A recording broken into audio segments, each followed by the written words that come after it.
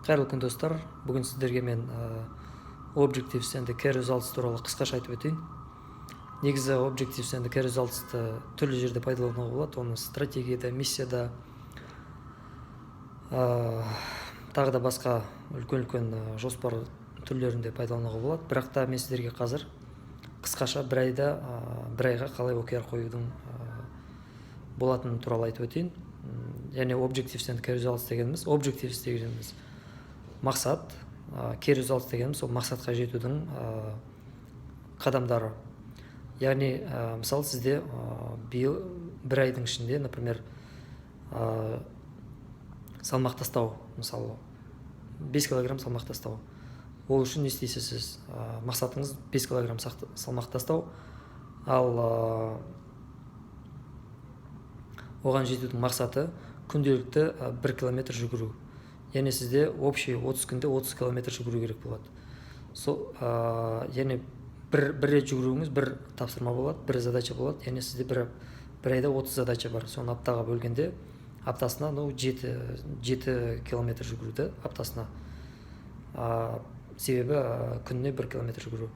Яғни сіздің бір Objectives'ке жету үшін 30 задача орындайсыз. Сол сияқты одан бөлек бұл енді кез келген OKR қойған кезде оған орындалатын тапсырмалар саналатын және мүмкіндігіңізге сай болу керек. Яғни сіз 1 километр жүгіре аласыз ба, және ол салмақ тастау үшін, например, жалпы жүгіре аласыз, жүгіруге мүмкіндігіңіз бар ма? Соны біліп алу керек. Яғни естественно мүмкіндігіңіз бар. Сол сияқты кез келген тапсырманы, кез келген мақсат қойған кезде оған жету үшін қойылатын Key Results'тар мүмкін болу керек. Мысалы, бірінші Key Results ол жүгіру күніне, потом екінші Key Results оған киім, экипировка керек, мысалы. Үшінші Key Results жүгіретін жер таңдау керек, мысалы. Төртіншісі трекинг жасау керек. Яғни 3-4 осындай әр задач бір OKR-дің осындай 3-4 Key Results'тар болу керек.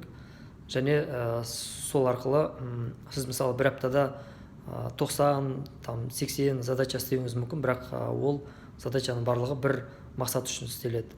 Сондықтан бұл жерде Objectives'ке бағынатын болады.